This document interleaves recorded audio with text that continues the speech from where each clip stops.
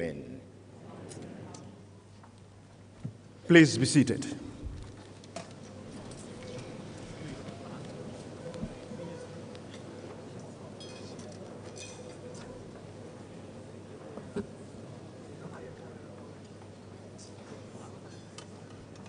A very warm welcome to the third session of the 52nd congregation of our great institution, Kwame Nkrumah University of Science and Technology. Ladies and gentlemen, please help me in welcoming our Chairman of Council, Professor Emeritus Kwame Sapong, to declare this assembly duly constituted.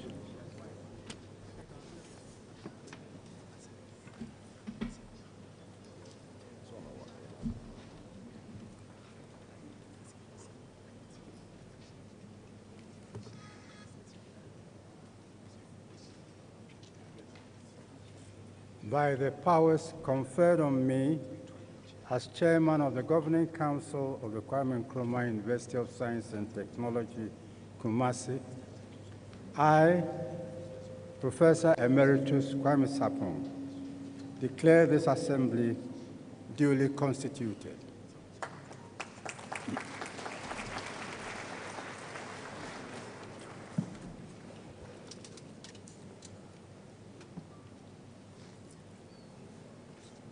We will now take the university anthem.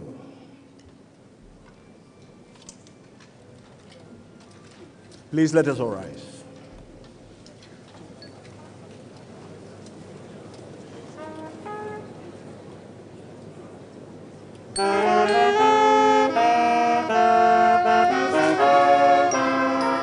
It's found at page 177.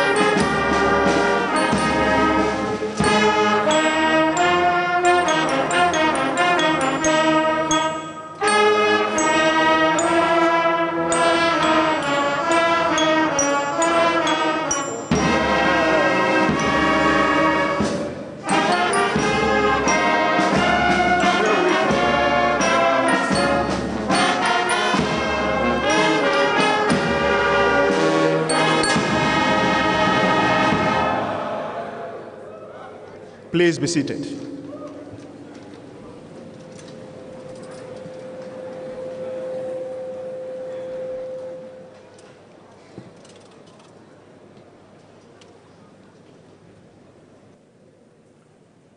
In the last few years, it has been the tradition of the university to have one of the graduates represent his or her colleagues to bid us farewell by telling us of their experiences and what they experienced in this university. Secondly, we also do have somebody in the field of work to come and interact with our graduates about what to expect out of these four walls.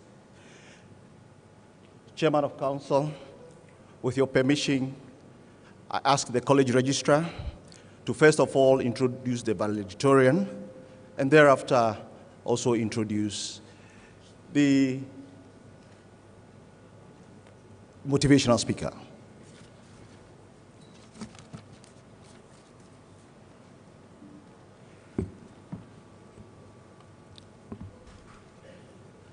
Our valedictorian for this congregation pursued Bachelor of Publishing Studies. She excelled in all the courses throughout the program.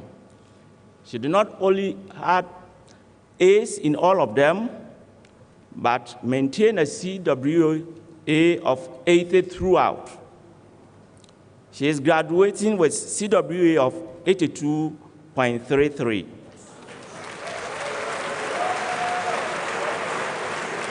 I am happy to invite Ms. Ernestina Yeboah, the best graduating student, to present the valedictory speech.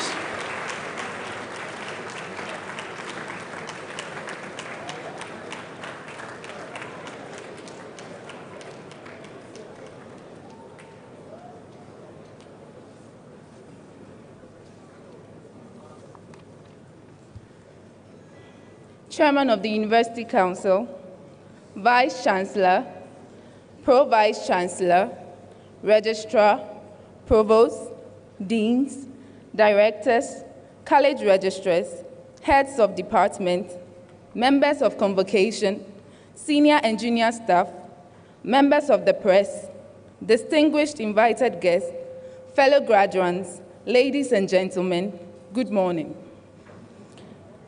I am humbled and deem it a great honor to stand before you to deliver the speech this morning.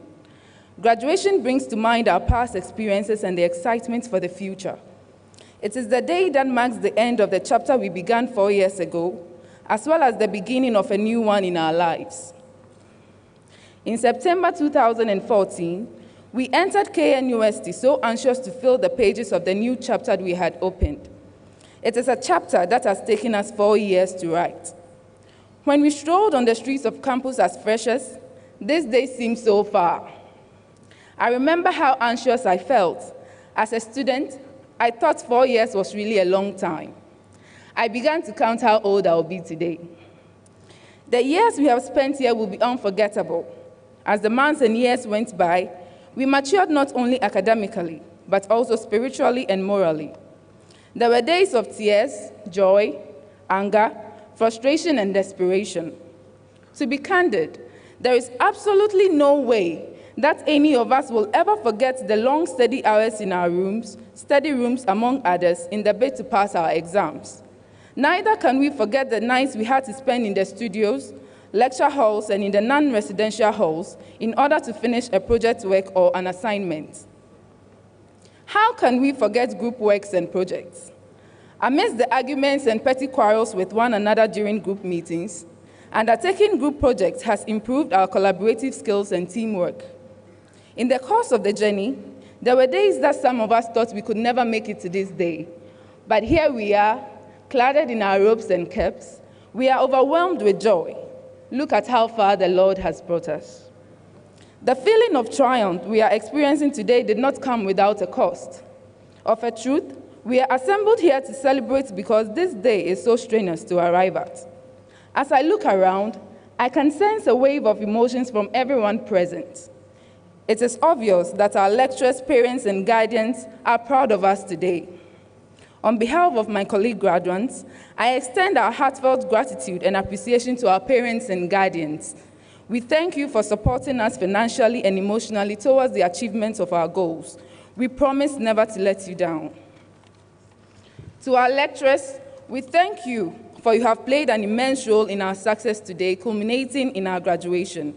We are grateful for the advice, guidance, and enlightenment. And to all non-teaching staff, we appreciate your efforts and thank you for your time and patience. I would like to make a humble request to the university to publish the 10 best project works of students each year. Students graduate from our esteemed university after fulfilling the requirements for the award of degrees, including conducting research and submitting a project work or thesis every year. Usually, most of these works by undergraduates remain in the shelf at their departments and faculties unutilized. If these research works could be disseminated for its uptake, this will make an impact in our nation. I cannot imagine what our nation will be like in the next 30 to 40 years as a result of this. Finally, to my colleague graduates, thankfully, this is the end of a chapter, but not the end of our journey in life. KNUST has not only provided us with quality education, but has also prepared us socially. KNUST has equipped us with entrepreneurial skills and has helped us to improve upon our analytical skills. Thus, let us endeavor to make optimum use of these skills so that we can stand out to be exemplary. The world is in a state of expectancy, waiting for us to make a difference in society. People have been waiting and watching us to graduate from this highly esteemed university and to come up with creative and innovative ideas that will cause dramatic change. Our ability to meet this expectation does not depend on the program we read, the class or average we graduate with, nor the family or religion we belong. Rather, what matters is how we are able to apply the knowledge we have acquired in any situation. I would like to end my speech with the following quotation by Dr. Theodore Seuss. You have brains in your head. You have feet in your shoes. You can steer yourself in any direction you choose. You are on your own. You know what you know, and you are the only one who will decide where to go. Thank you.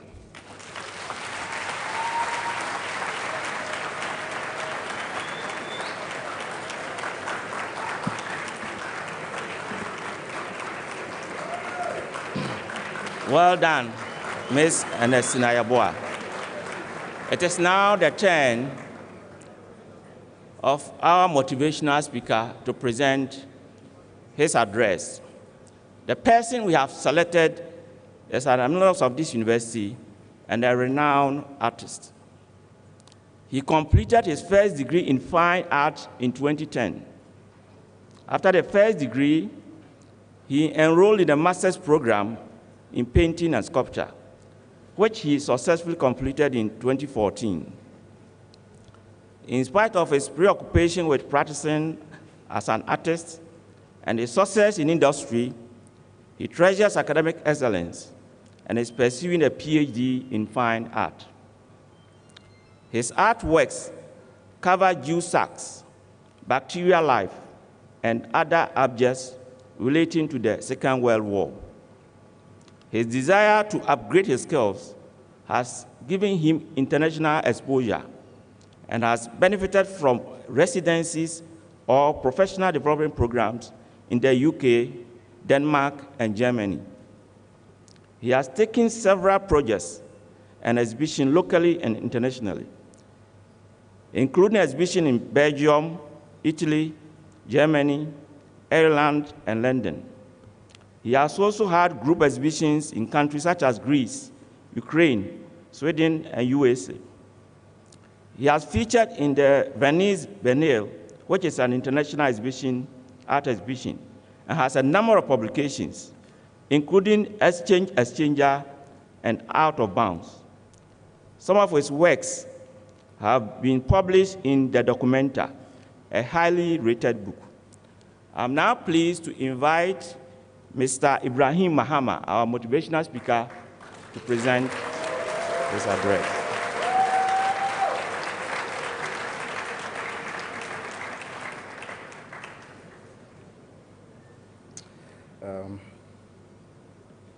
Good morning, ladies and gentlemen. Chairman of the Council, the Chancellor, the Vice Chancellor, the Registrar, the Provost, Deans of Faculties, Heads of Department, lecturers, all staff, workers' union, graduates, ladies and gentlemen. It's such an honor to be standing here today, giving this year's commencement speech for the College of Art and Built Environment. I remember myself graduating from this very department 8 years ago. But at the time when I was finishing school, it was also around the time when our department was experiencing a revolution under the leadership of Dr. Karikacha. And I think one of the things that struck us within that period was that within our history, as artists who were practicing and also going into the world, there was a tendency of just leaving school and then thinking about how to survive or how to make money. But a lot of these questions, most of the time, we never really quite understand the implications of these things and the choices that we make when we leave school. So one of the things that I remember that I actually learned and picked up from this university was actually developing a practice that would be a lot more sustainable and looking at it into the much distant future. As at the time, I think that was when I was still doing a lot of the paintings that I was doing. And it seemed quite okay. Like there wasn't any pressure actually to go out of my way to do any other thing that would maybe be uncomfortable or very disturbing.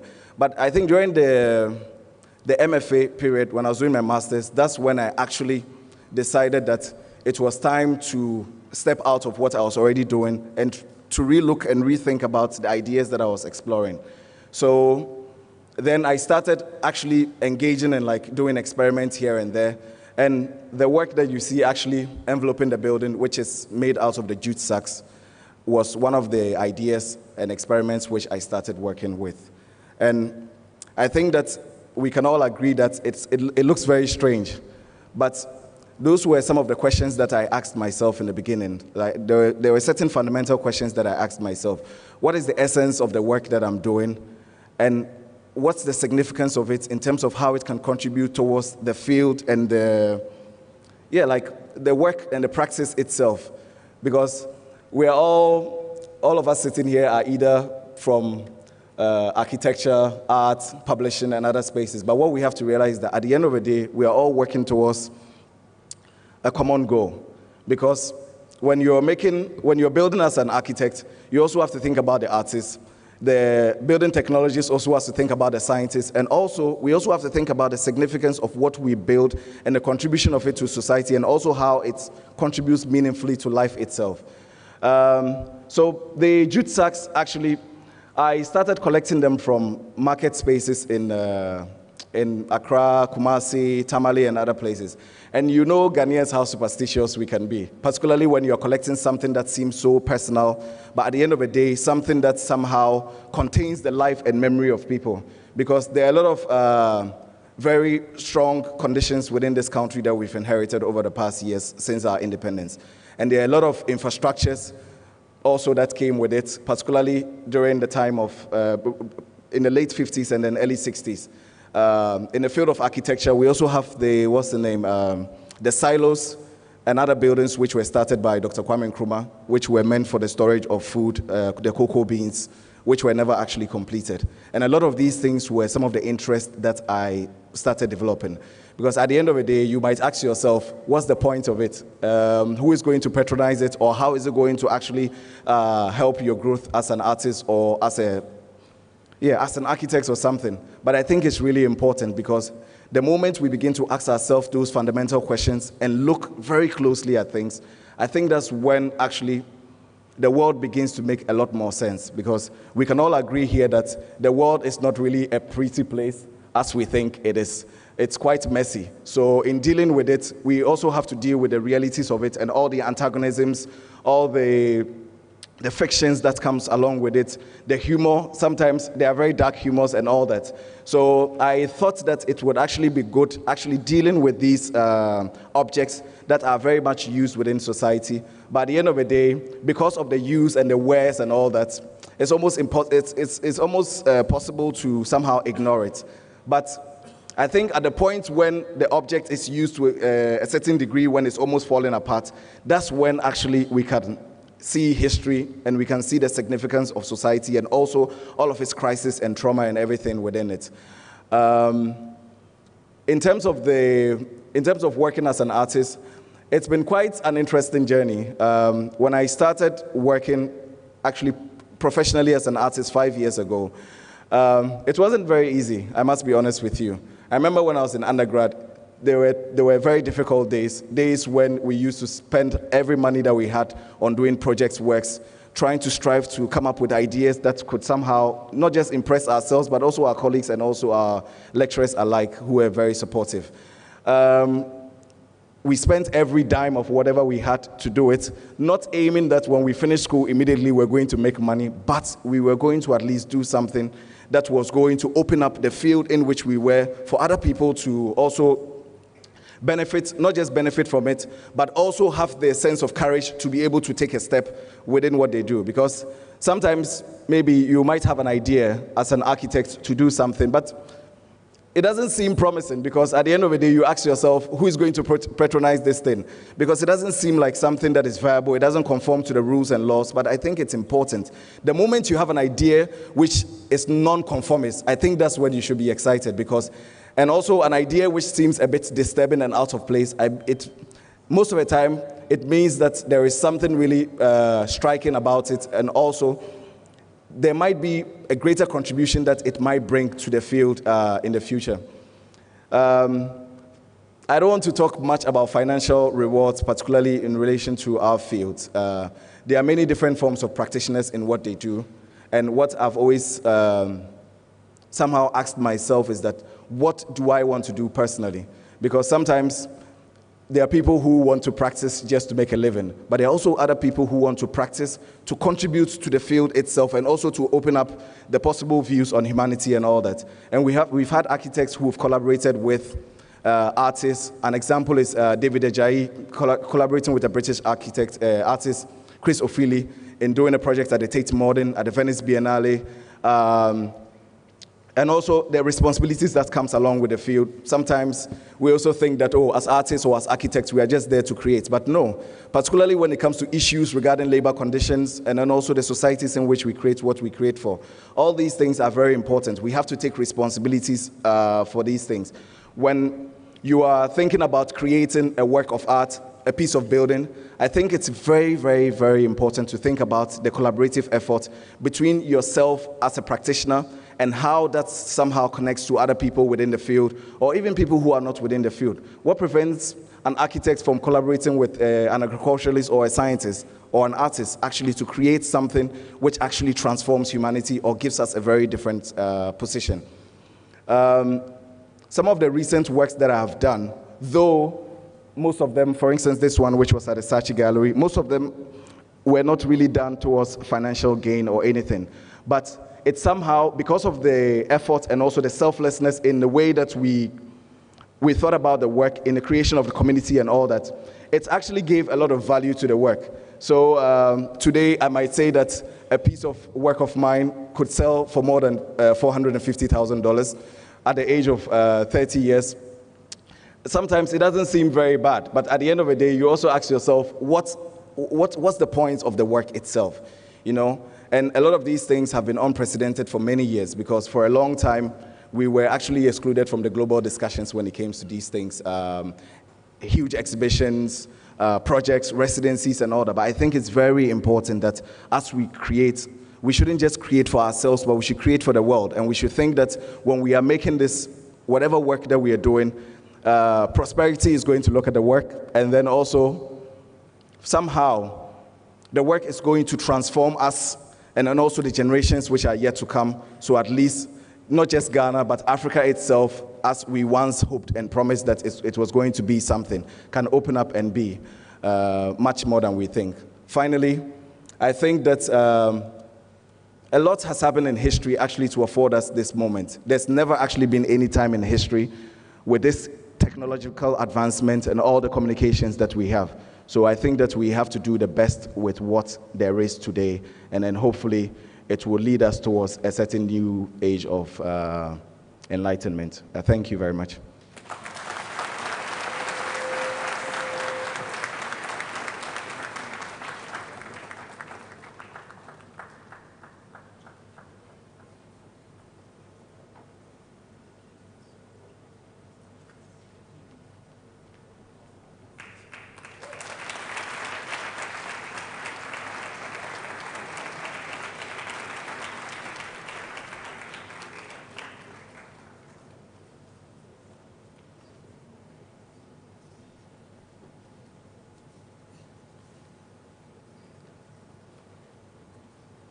Thank you very much, Mr. Ibrahim Mahama. Please, another round of applause.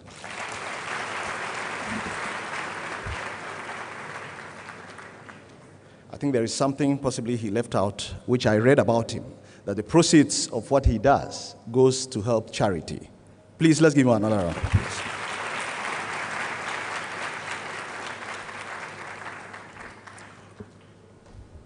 Storytelling is a domestic activity. And in Ghana, Provost, the spider, is the hero. One would ask, who is Provost, the spider?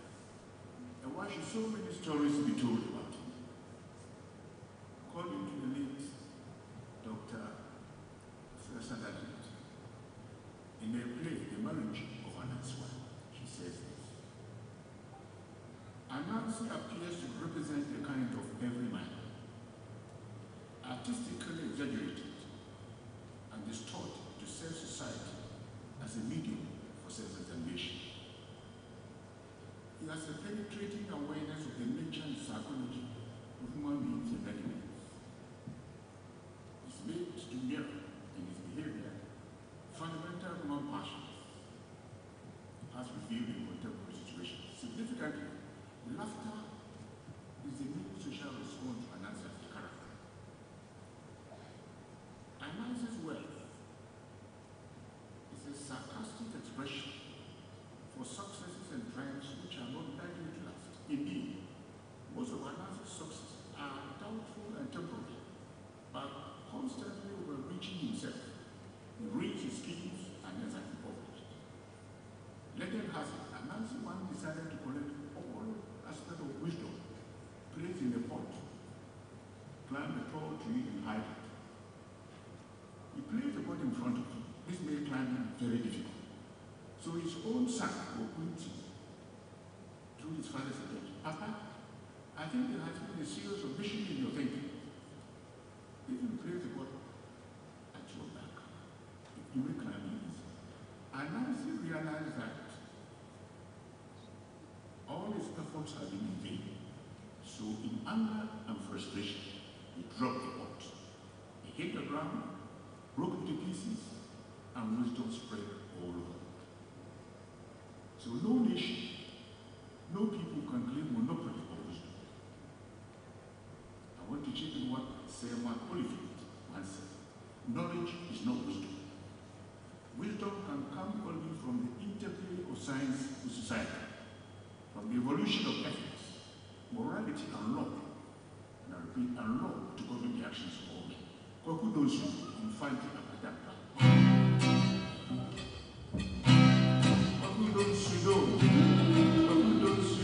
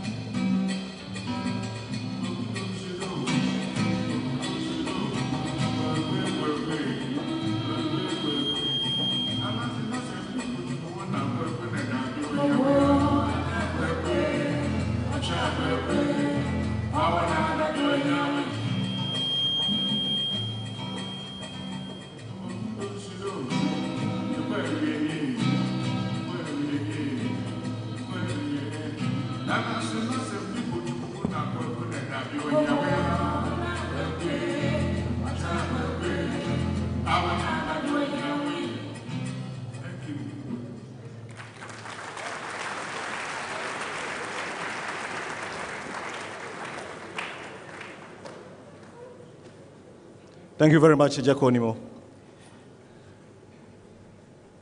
Congregations the world over has two main reasons. One of them is for the Vice-Chancellor or head of the institution to present his report, and the second is the conferment of degrees on deserving graduates. Chairman of Council, with your permission, I call on the registrar to invite the provost of the college to begin the process.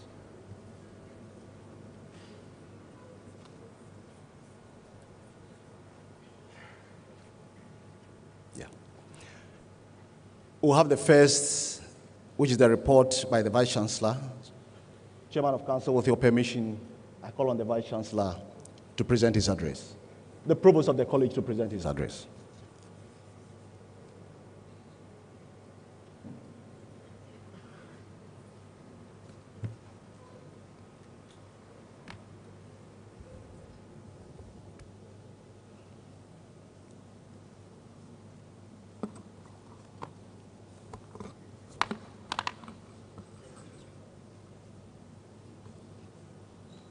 Chairman of the University Council, Vice Chancellor, Pro-Vice Chancellor, members of Council, Registrar, Provost of Colleges, College Registrars, Heads of Department, Nananom, our motivational speaker, members of Convocation, senior and junior staff of KNUST, parents and guardians, members of the press, distinguished invited guests, ladies and gentlemen.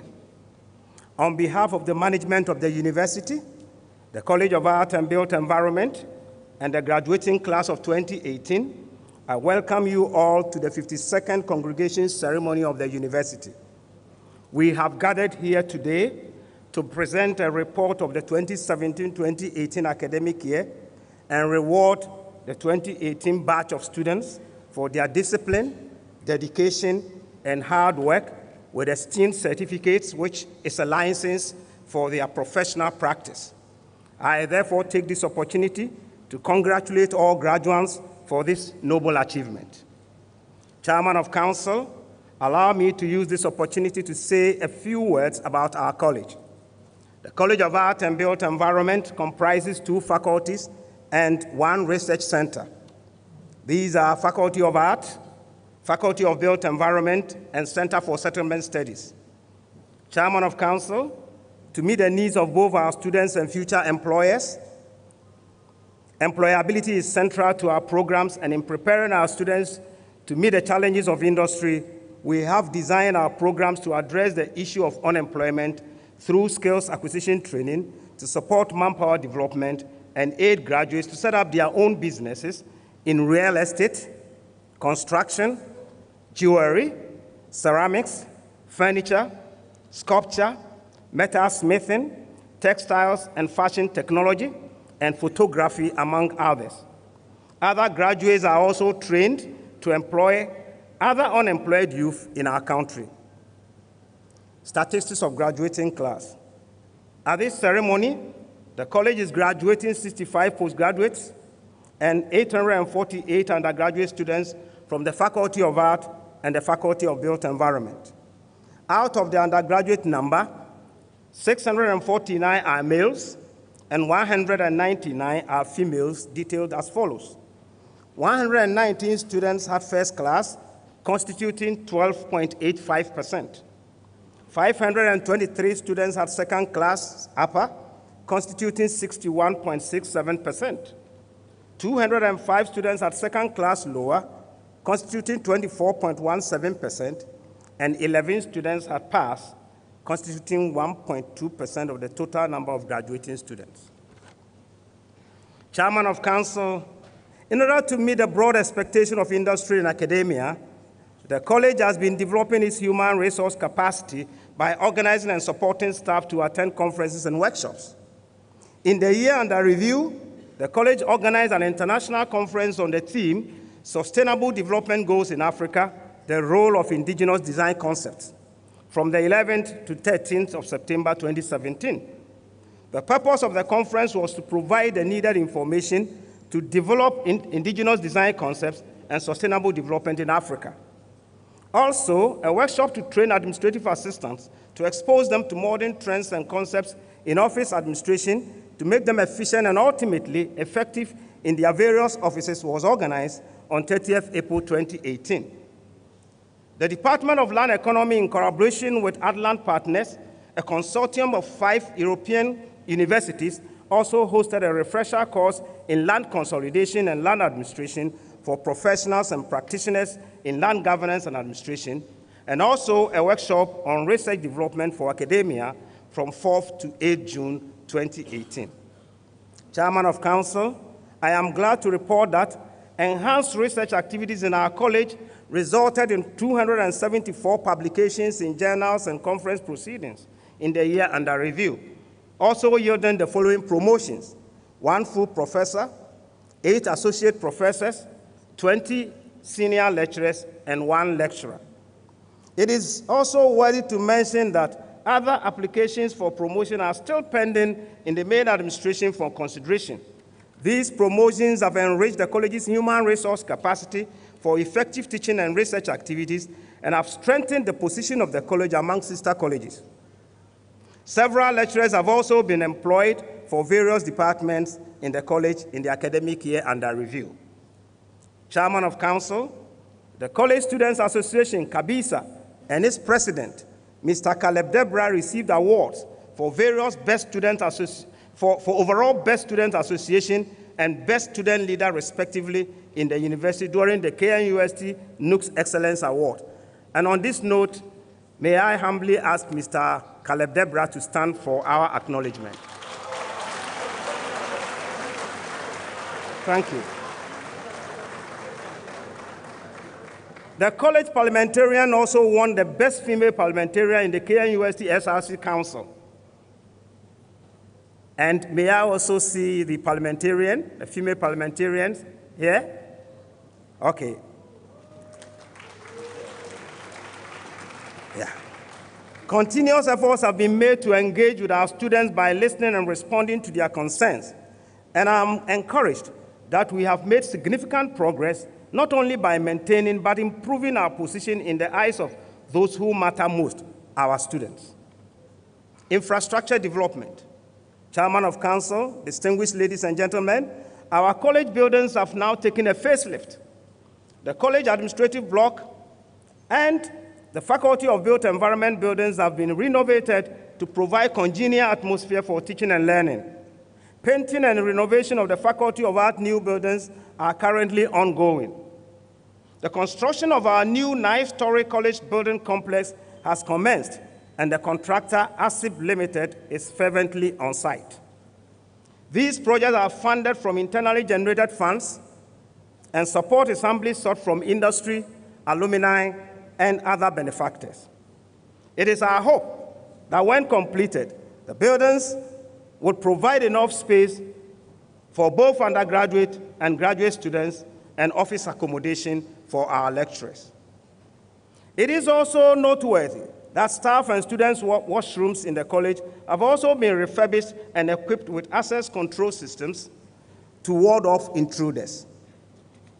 A borehole has also been drilled and mechanized to improve the incessant water supply challenges in our college. Introduction of new programs.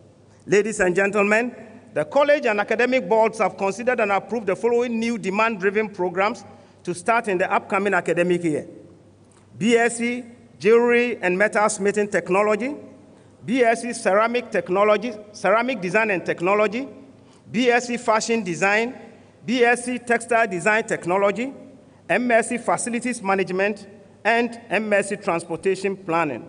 And Mr. Chairman, I would like to emphasize that the MSc Transportation Planning is a collaborative program between our faculty, our Department of Planning, and the Department of Civil Engineering of the College of Engineering.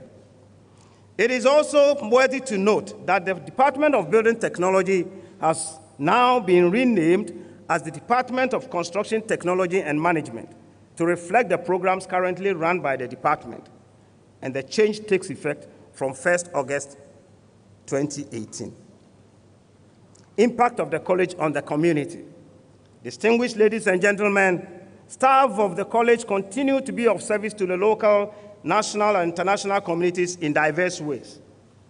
The Department of Land Economy has received a grant from GIZ to establish a Center for the Network of Excellence for Land Governance in Africa, NELGA. to strengthen land governance in Africa. Currently, a secretariat has been set up at the Faculty of Built Environment. The Department of Architecture also organized Afro-Mobitecture Students Exhibition and Awards in November 2017 at this same Great Hall. The program was a collaboration between Spaces Arc, Engineering and Planning Limited, and Clean Africa. The Center for Settlement Studies won a research grant to undertake a collaborative research with the University of Cape Town, South Africa, on flood risk management, and subsequently had a stakeholders forum with members of the Sipho-Bokroms community on building resilience towards flood hazards. Since then, the center has been engaged in public discussions with the media to educate the public on community engagement towards flood risk mitigation and adaptation. Again, the head of department, Professor Divina Haji, has been invited to be part of a team of international researchers to write a textbook that will appear in the Routledge Research in Employment Relations series, and is a testimony of the confidence the international academic community has in KNUST as a center of excellence in the promotion of knowledge. Departments in the Faculty of Built Environment, as well as the Center for Settlement Studies, were invited by the Vice President of the Republic of Ghana, Dr. Mahmoudou Bawumia, to participate and provide expert advice in the value for money analysis in respect of Government of Ghana infrastructure projects. In this regard, Professor Theophilus Ajay-Kumi's appointment to the Value for Money Committee set up by the government is seen as very appropriate and timely. This is a testimony also to the confidence the government has in our university as a source of human capital for national development. Ladies and gentlemen, the Faculty of Art has been heralded as one of the best schools in the ASICO Journal, which stated that one of the more radical futures taking place in Africa today can be found in the Department of Painting and Sculpture of this great university. The international curator, B.C. Silva, also described the Faculty of Art as the symbol of hope for artistic practice and pedagogy on the African continent in the 21st century.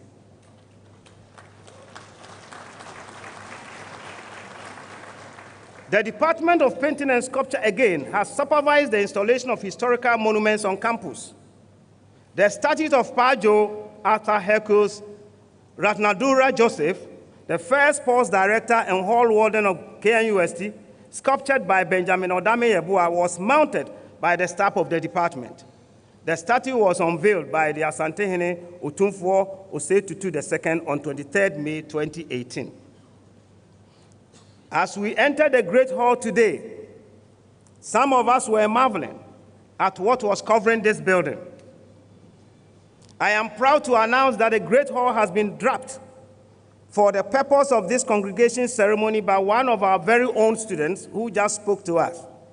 The artist, Mr. Ibrahim Mahama, is a PhD student from the Department of Painting and Sculpture and an internationally recognized artist whose works have evoked narratives of the Ghanaian economic, political, and cultural trajectories in relation to global capitalism, geopolitics, and post-production with symbolic contents in architectural and public spaces all over the world. And I invite you all to interact with the work of art as you settle and also as you leave this great hall. The college also hosted students from Ugwa Senior High Technical School, International Community School, Bridge Montessori, Adujamfi Senior High School, Angel Educational Complex, Asantemai Senior High School, Blessed Trinity Leadership Academy, Fijai Senior High School, Sechedumasi Senior High School, and Adventist Senior High School on educational visits. Our faculty members continue to contribute in diverse ways to national development as chairpersons and members of various boards and committees, such as the National Policy Steering Committee of the Land Administration Project, LAP, of the Ministry of Land and Natural Resources, councils of the Ghana Institute of Construction, GIOC, and the Ghana Institution of Surveyors, GHIS, the Ashanti Regional Peace Council, Ashanti Regional Coordinating Council, Center for Land and Development Foundation, the Ghana Standards Authority, and the Ghana Book Publishers Association, which is an umbrella body for publishers in Ghana. New collaborations. The college continues to strengthen collaborations with other institutions of higher learning, as well as governmental agencies, both local and foreign. In the year under review, departments in the college collaborated with the following institutions across the world. In the Faculty of Art, Pennsylvania State University, USA, Department of Fine and Industrial Art, Faculty of Environmental Studies, UNIO, Nigeria, University for Development Studies, Department of Design, Parana, Brazil, and Ghana Standards Board. Faculty of Built Environment, Spaces, ARC, Engineering and Planning Limited, Clean Africa, International Bamboo and Rattan Network, IMBA, University of Cape Town, South Africa, African Union Commission, African Development Bank, and Economic Commission for Africa. Our benefactors, Chairman of Council, let me take this opportunity to thank our benefactors for the year under review.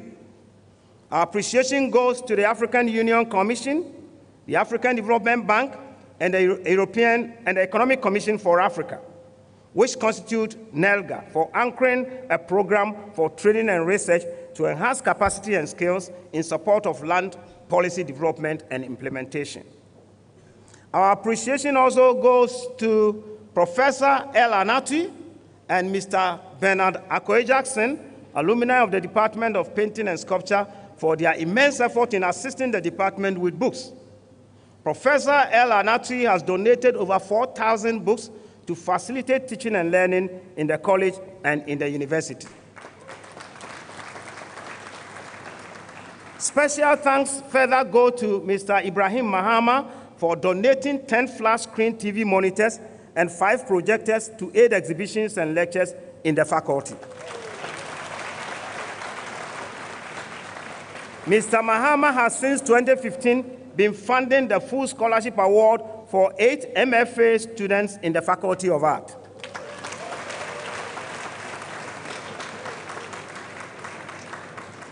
To the proud parents of the graduates. Now, to you, proud parents of the graduates, the greatest thing about parenthood is the sacrifices made for your children. In spite of the difficulties of life, you made the right choice by investing in the education of these young men and women at KNUST. We share in your joy and find delight in the beauty of your good work and sacrifices which have transformed these young graduates. We say, Aiko. Advice to our graduates.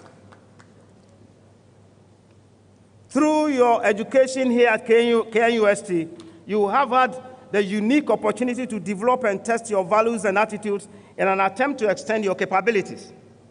You have a world to win. You can make a difference, and you dare not fail. You have been equipped to think critically and creatively in your attempt to develop specialized skills. There are opportunities for those of you who want to pursue master's and terminal degrees. Our college is well structured with industry demand-driven postgraduate programs to adequately nurture you to meet your career goals. Ghana and Africa is in urgent need of selfless, dedicated, visionary, result-driven, and God-fearing ethical leaders. The need is urgent, and the cry is desperate. Although in Ghana our resources have not always been honestly, fairly, and equitably utilized, and those engaged to manage our state institutions and our collective resources have not always been at their best, you must be different. Go as ambassadors with a mission and a mandate. Make maximum use of the skills you acquired from Kabi for the betterment of the fortunes of your respective endeavors and to the society and the nation at large. In conclusion, distinguished ladies and gentlemen, Brian Tracy once said, "Success is not a miracle or a matter of luck. When you are absolutely clear about what you want, you only need to copy others who have achieved it before you, and you will eventually get the same results that they have. There are a lot of role models. You only need to learn from their success. Remember that the next rich man is the poor man around rich men. Let these words guide you in every endeavor as you go into the world of work, which is quite turbulent in our part of the world, bearing in mind that academic success does not equal economic success. I entreat you to endeavor to live within the norms and values of our great nation. I wish you all the best in your future endeavors, and always remember your alma mater in the days of your life. God richly bless you. Thank you.